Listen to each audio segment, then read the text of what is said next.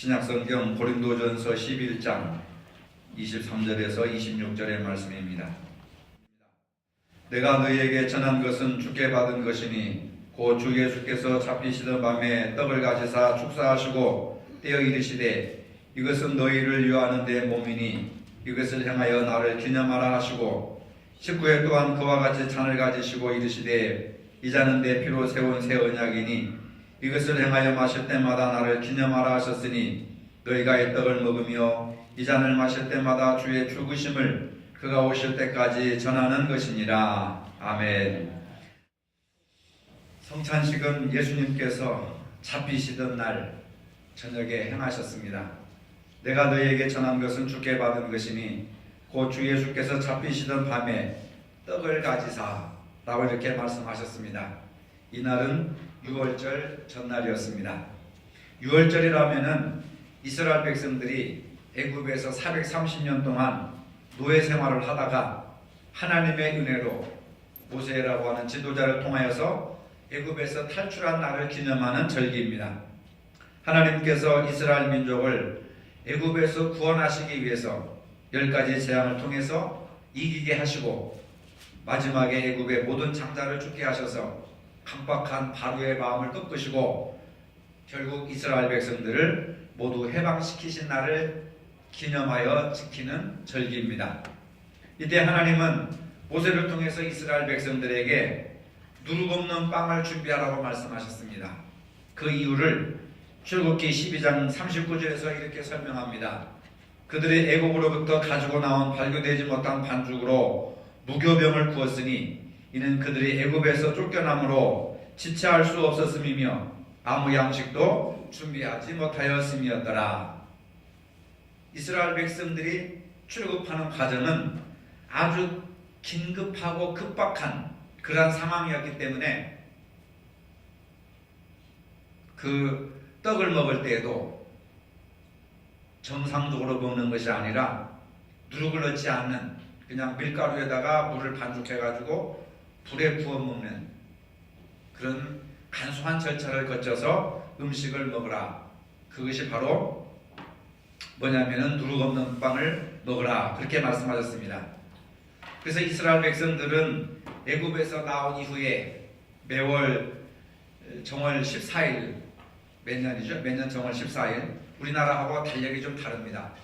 우리는 서양력을 따르지만 유대인들은 유대의 원력을 따라서 우리와 좀 다릅니다. 그래서 매년 정월 14일 날 그날을 기념해서 6월절을 지켰습니다. 6월절은 이스라엘 백성들에게 있어서 가장 큰 명절입니다. 우리나라 8.15 해방과 같은 그러한 의미를 가지고 있습니다. 근데 이 6월절에는 두 가지 의미가 있습니다. 애굽에서 해방하신 하나님의 구원 역사에 감사하는 것이고 다른 하나는 하나님께서 이스라엘 민족을 향한 특별한 목적이 있었다고 하는 것을 기억하는 절기입니다.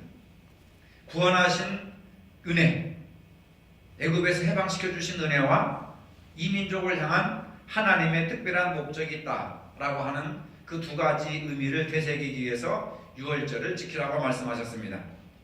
오늘 본문 말씀은 예수님께서 제자들을 불러 모아놓고 6월절 식사를 하는 장면입니다. 누룩 없는 빵을 먹는 날입니다. 이 6월절 식사를 통해서 예수님께서 하신 말씀은 바로 애굽으로부터의 해방이었습니다. 이스라엘 민족을 구원하신 하나님의 놀라우신 은혜를 선포하는 날입니다. 예수님께서는 이 6월절을 기억하시고 먼저 떡을 제자들에게 나누면서 말씀하셨습니다. 24절입니다. 이것은 너희를 위하는 내 몸이니 이것을 행하여 나를 기념하라. 이어서 식사를 하신 후 다시 잔을 나눠주시면서 말씀하셨습니다. 25절에 이 잔은 내 피로 세운 새 언약이니 이것을 행하여 마실 때마다 나를 기념하라. 근데 이 말씀이 왜 복음서에 기록되지 않고 사도 바울이 기록한 고린도전서에 이 말씀이 기록되어 있을까라고 하는 생각을 여러분들이 한 번도 안 해보셨겠죠? 예수님께서 제정하신 6월절 만찬을 왜 사복음서에 기록되지 않고 예수님을 만난 적도 없고 예수님 당시에 믿음을 가지지 않았던 바울이 기록한 고린도전서에 이 성만찬 예식에 대한 사건이 기록되어 있느냐 그 말입니다. 사도 바울은 예수님께서 행하신 이 성만찬 기억을 이야기를 전하면서 마지막에 이런 설명을 덧붙입니다. 26절에 너희가 이 떡을 먹으며 마실 때마다 주의 죽으심을 그가 오실 때까지 전하는 것입니다. 24절, 25절은 예수님께서 직접 하신 말씀을 바울이 듣고 기록한 것이고 26절은 이 앞에 두 구절을 충분히 이해하고 26절은 자기의 생각을 덧붙인 겁니다. 너희가 이 떡을 먹으며 마실 때마다 주의 죽으심을 그가 오실 때까지 전하는 것입니다. 이게 바울이 성만찬을 기록한 목적이 바로 이겁니다. 그렇다고 한다면 2000년이 지난 저와 여러분들이 성만찬을 대하는 태도가 바울이 말한 26절의 말씀처럼 먹고 마실 때마다 주의 죽으심을, 십자가에 못 박혀 죽으심을, 그리고 예수님의 재림을 우리가 전해야 된다. 성만찬의 목적은 예수님의 나를 위해서 십자가에 못 박혀 돌아가셨다는 사실과 예수님께서 다시 인간들을 심판하시기 위해서 재림하실 것을 되새기는 그러한 중요한 이런 예식이다 하는 것을 알 수가 있습니다. 그래서 복음서뿐만 아니라 바울서 신에 나오는 이유는 당시 고린도 교회가 이 성만찬을 오해하고 있었습니다. 그래서 바울은 이 성만찬을 오해하는 초대교회 교인들에게 성만찬의 의미를 바르게 가르쳐주고 싶은 생각에서 오늘 본문을 기록한 것입니다. 이 성만찬은 초대교회나 고린도 교회 안에서 잘못 시행되어 왔던 것을 알 수가 있습니다. 초대교회 당시에는 성찬과 애찬이라고 하는 것이 있었습니다. 성찬과 애찬은 다릅니다. 오늘 본문을 자세히 읽어보면은 성찬식만 있었던 것이 아닙니다. 그들은 식사와 함께 성찬식을 했습니다. 즉 예수님께서 떡을 떼어서 제자들에게 주시고 난 이후에 25절을 보면은 19회 또한 그와 같이 잔을 가지시고 이르시되 라고 하는 말씀이 있습니다. 여기서 말씀하신 식후회라고 하는 말을 보면은 제자들과 떡을 떼시는 것과 함께 식사를 하였음을 볼 수가 있습니다. 그러니까 앞에 떡을 떼는 것은 성만찬을 한 것이고 뒤에 식사하신 것은 모든 사람들이 함께 저녁 식사를 애찬을 나누는 것을 말하는 겁니다. 식사를 모두 마친 후에 잔을 가지시고 이 잔은 내 피로 세운 새 언약이라 이렇게 말씀하셨습니다. 중요한 것은 초대교회에서는 식사와 함께 성찬을 행했는데 매주 금요일 저녁마다 모여서 회당이나 또는 다른 예배하는 장소에서 모여가지고 성찬을 하면서 애찬을, 성찬식과 함께 하면서 식사도 같이 이렇게 행하는 그런 예식이 있었습니다. 식사를 흔히 애찬이라고 하고 떡을 나누는 것은 성찬이라 이렇게 얘기합니다. 근데 여기서 문제가 생겼습니다. 초대교회 성도들은 예수님의 살과 피를 나누는 성찬보다는 푸짐한 음식을 먹는 것에 더 관심을 가졌습니다. 그래서 많은 사람들이 빈손으로 오지 않고 음식을 장만해 가지고 와서 그 음식을 함께 나눠 먹는 것을 애찬이라고 합니다. 부자는 더 많은 음식을 가지고 오고 가난한 사람들은 적은 음식을 가지고 와서 공평하게 이렇게 나눠 먹는데 아직 이 고대 사회이기 때문에 신분의 차이가 있었습니다. 사회에서는 주인이 있고 당시 노예들이 있고 종들이 있었습니다. 근데 그들이 다 같이 예수님을 영접해 가지고 교회로 들어옵니다. 사회에서는 주인과 종이 신분의 차별이 있지만은 교회 안에서는 주인과 종의 신분 차별이 없습니다. 놀라운 일들이죠. 교회 안에서는 모두가 다 예수 믿는 그리스도인으로 통용됩니다. 그렇죠? 지금도 어떤 사람은 사장이고 어떤 사람은 그 집에서 일을 하는 식모라고 한다면 교회 안에서는 그런 차별이 없습니다. 그냥 집사님, 권사님, 또는 장로님, 교회 직분으로 이렇게 평등하게 대하니까 그래서 교회가 참 매력이 있었습니다. 왜? 사회적인 어떤 그런 차별이 없는 곳이 교회니까. 근데 이제 주인들은 시간이 있으니까 일을 안 하잖아요. 노예들이 다 일을 하니까. 주인들은 저녁에 일찍이 교회로 옵니다. 푸짐한 음식을 가지고 와서 자기들이 먼저 나누어 먹습니다. 자기들이 가지고 온 음식을 푸짐하게 나누어 먹고 또는 포도주도 먹어서 취할 정도로 먹고 마시고, 그래서 자기들끼리 싸우고. 근데 이제 주인들이 그렇게 하는 거죠. 종들은 주인의 집에서 일을 다 마치고 퇴근 시간이 되어야 저녁 늦게 교회에 와서 음식을 먹다 보니까 부자들이 먼저 다 먹어버리고 포도주도 다 마셔버리고 코를 골고 자는 사람이 있는가 하면 자기들끼리 서로 술에 취해가지고 싸우고, 이런 것들이 계속해서 반복된단 말이죠. 바울이 생각할 때 이것은 아니다, 여기서 뭔가 잘못되었다. 그래서 예수님의 살과 피를 먹고 마신다고 하는 사람들이 거기에는 관심이 없고 자기들이 음식을 장만해온 그것에 대해서 관심을 갖고 그것을 먹고 즐기는 것을 보면서 바울은 이건 성찬 예식을 잘못 사용하고 있고 오해를 하고 있구나. 그리고 늦게 온 사람들, 종들은 먹을 것이 없어가지고 굶주리게 되는 것이고, 그래서 그런 성찬 예식에 대해서 잘못된 것에 바울이 바로잡기 위해서 오늘 본문을 기록했다, 그 말입니다. 그러면서 바울은 아주 심각한 말을 하고 있습니다. 그러므로 너희 중에 약한 자와 병든 자가 많고 잠자는 자도 적지 아니하다, 이 말을 하고 있습니다. 이 말은 굉장히 심각한 문제입니다. 바울이 생각할 때에 약한 자와 병든 자 또는 잠자는 자는 죽은 자를 말하는 겁니다. 바울이 생각할 때에 약한 자가 생겨나고 병든 자가 생겨나고 죽는 자가 생겨나는 것은, 여러분 오늘 우리가 생각하는 것과 다릅니다. 그 사람들의 생각은 굉장히 단순한 거예요.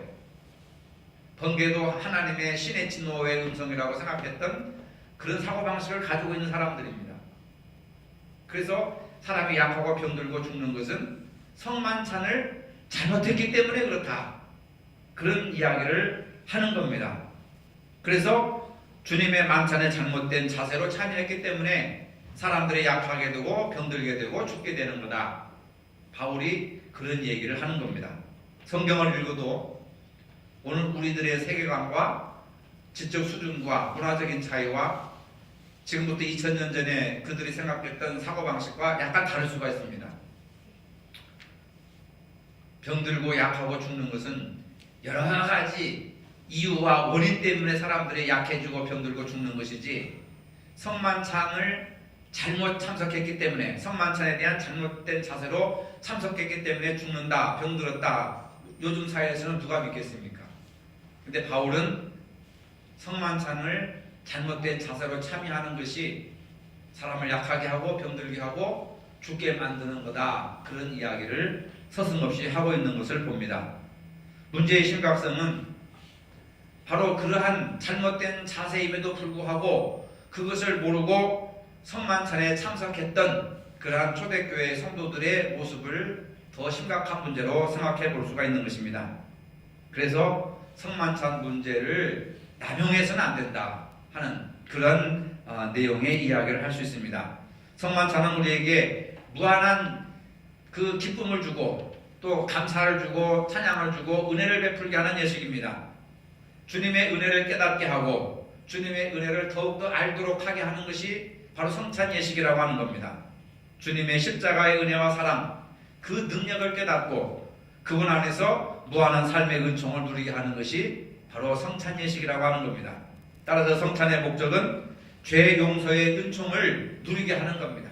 가장 중요한 것은 배불리 먹는 것이 중요한 것이 아니라 이것을 먹고 마심으로 내 죄가 사해졌다고 하는 것, 죄사함에 대한 확신을 갖는다고 하는 것이 가장 중요한 겁니다. 24절의 말씀 반복되는 거지만, 떡을 가지사 축사하시고 떼어 이르시되 이것은 너희를 위하는 내 몸이니 이것을 행하여 나를 기념하라. 너희를 위하는 내 몸이다. 빵과 예수님의 몸을 일치시키시면서 내 몸이다, 이렇게 말씀하셨습니다. 십자가에 내어놓은, 너희의 죄를 위해서 십자가에 내어놓은 나의 몸이다, 나의 육체다, 이렇게 말씀하시는 겁니다. 그래서 성만찬은 예수님의 십자가의 의미를 생각하는 사건이라고 하는 겁니다.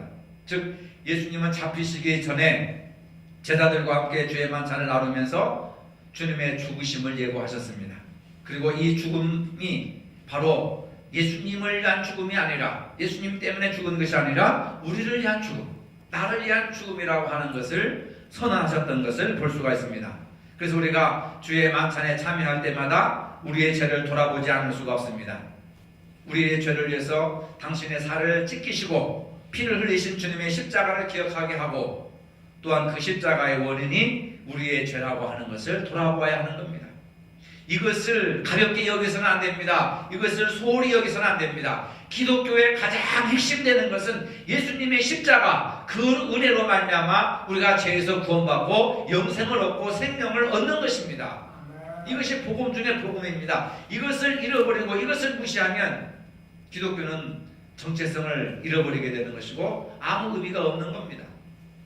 우리가 귀에 들어서 반복해서 들고 듣고 또 들어서 익히 아는 것이지만, 그러나 흔한 것이라고 해서 소중한 것이 아닌 것이 아닙니다. 어떻게 보면 흔한 것이 가장 소중한 겁니다. 이것을 우리가 마음속에 지켜야 된다고 하는 겁니다. 그래서 주의 만찬은 우리를 회개하도록 이끌어주는 겁니다. 요한일서 1장 9절의 말씀에 보면, 만일 우리가 우리 죄를 자백하면 그는 미쁘시고 의로사 우리 죄를 사하시며 우리를 모든 불의에서 깨끗하게 하실 것이요. 인간의 그 어떤 사상이나 지식이나 어떤 권세나 어떤 힘으로도 인간의 죄를 사하는 권세가 없습니다. 오직 주님의 십자가의 보혈만이 우리를 죄에서 정결하게 할 수 있다는 겁니다. 근데 세상 사람들은 이것이 그렇게 다가오지 않습니다. 이것이 그렇게 은혜로 다가오지 않습니다. 우리는 이런 은혜를 누려야 하는 겁니다. 그 다음 성찬의 목적은 이 성찬을 통해서 주님과 새 언약을 맺는 겁니다.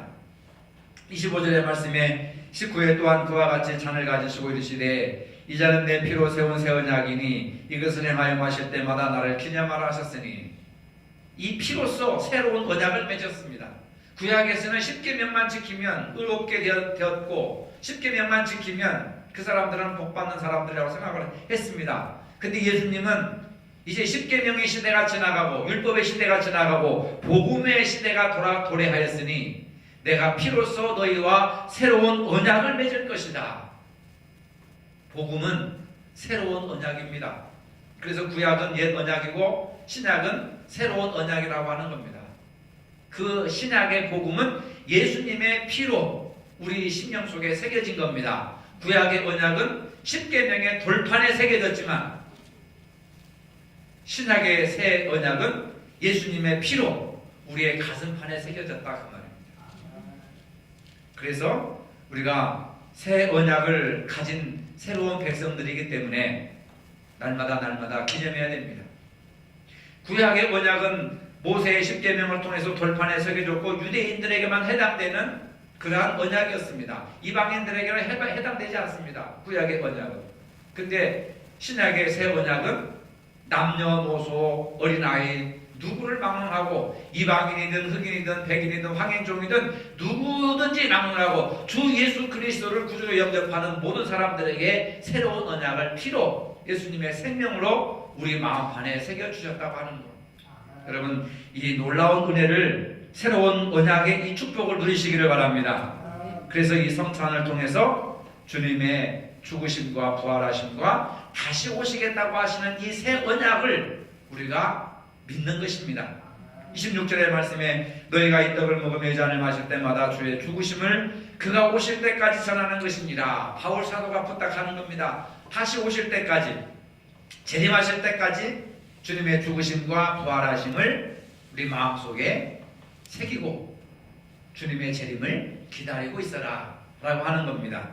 주님의 성만찬을 행하는 것은 단지 우리가 빵 한 조각, 포도즙 한 잔을 먹고 마시는 그런 형식이 아니라, 이 아까도 기도 시간에 내가 얘기했지만은 이 빵과 포도주는 우리 시각으로, 우리가 감각으로 느낄 수 있는 예수님의 현존이라는 말이 굉장히 어려운데 예수님의 나타나심이라고 하는 겁니다. 예수님이 육체로 나타나신 것을 성찬을 통해서 우리가 보는 겁니다. 유일하게 기독교 전통 속에서 우리가 눈으로 예수님을 목격할 수 있는 것은 성만찬입니다. 그래서 기독교 전통 속에 수많은 예식들이 있지만은 예수님이 직접 우리에게 보여주신 것은 성만찬과 제자들의 발을 씻겨주신 세족식, 이 두 가지입니다. 기독교 역사 속에서 인간들이 만들어내는 의식이 아닙니다. 예수님께서 직접 몸으로 행하신 의식이 바로 성만찬이라고 하는 겁니다.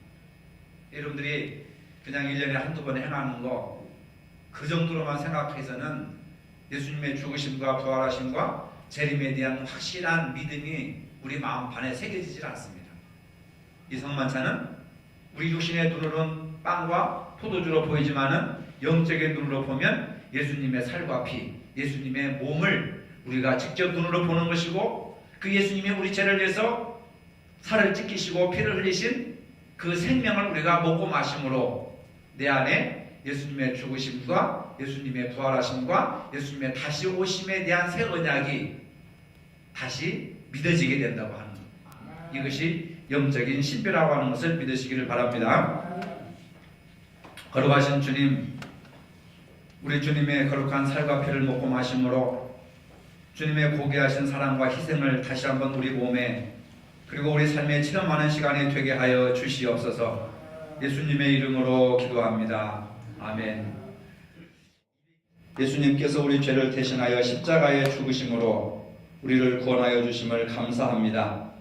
주께서 단번에 자기 몸을 들이사 온 세상의 죄를 속량하시고 완전하고 거룩하신 희생의 제물이 되사 우리의 고통을 대신하여 죽으심으로 기념하는 성례를 세우시고 다시 오실 때까지 예식을 행하라고 분부하셨습니다. 자비로우신 아버지 하나님, 비옵나니 우리의 기도를 들으시고 성령님으로 이 잔과 떡에 은혜를 베푸사 거룩하게 하시고 주님의 세우신 성례대로 이루게 하여 주시옵소서. 예수님의 이름으로 기도합니다. 아멘.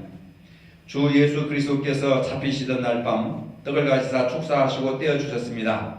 저도 지금 주님의 이름으로 이 떡을 나누어 드립니다. 찢기신 몸을 기념하며 주님의 떡에 참여하시기를 바랍니다. 이것은 나의 몸이라 너희를 위하여 준 것이니 행하여 나를 기념하라 하셨습니다. 사랑하는 주님이 세우신 이 성찬을 베풀고 우리도 떡을 떼고자 합니다.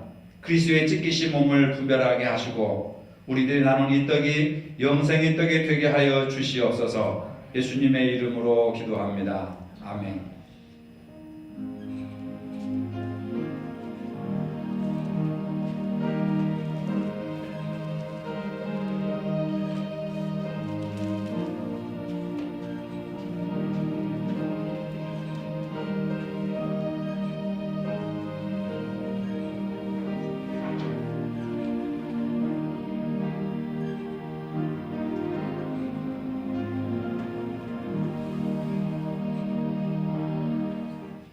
식후에 주께서 잔을 가지사 축사하신 후 이 잔은 나의 피로 세운 새 언약이니 마른 사람의 죄사함을 위하여 흘림이라 하셨습니다. 우리가 이 잔을 받을 때 합당하게 믿음으로 언약의 축복에 새로워지기를 바랍니다. 거룩하신 주님, 저희가 주의 잔을 나누려고 합니다. 흘리신 보혈이 우리로 영생에 이르게 하여 주옵소서. 주님의 사랑 본받아 서로 사랑하게 하시고 우리의 잔이 언제나 넘치게 하여 주시옵소서. 예수님의 이름으로 기도합니다. 아멘.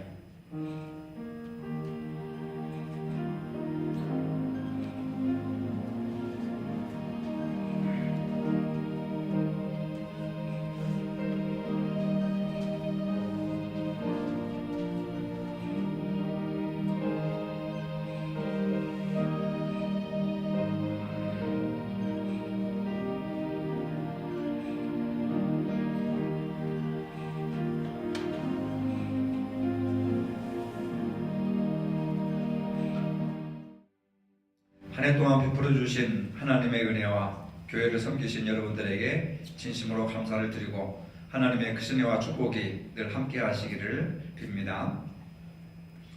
이제는 우리 주 예수 그리스도의 은혜와 하나님 아버지의 무한하신 사랑과 성령의 교통하심이 주님의 죽으심과 부활하심과 다시 오심을 믿고 전하기를 원하는 모든 성도들 머리 위에 이제로부터 영원토록 함께 하시기를 축원하옵나이다. 아멘.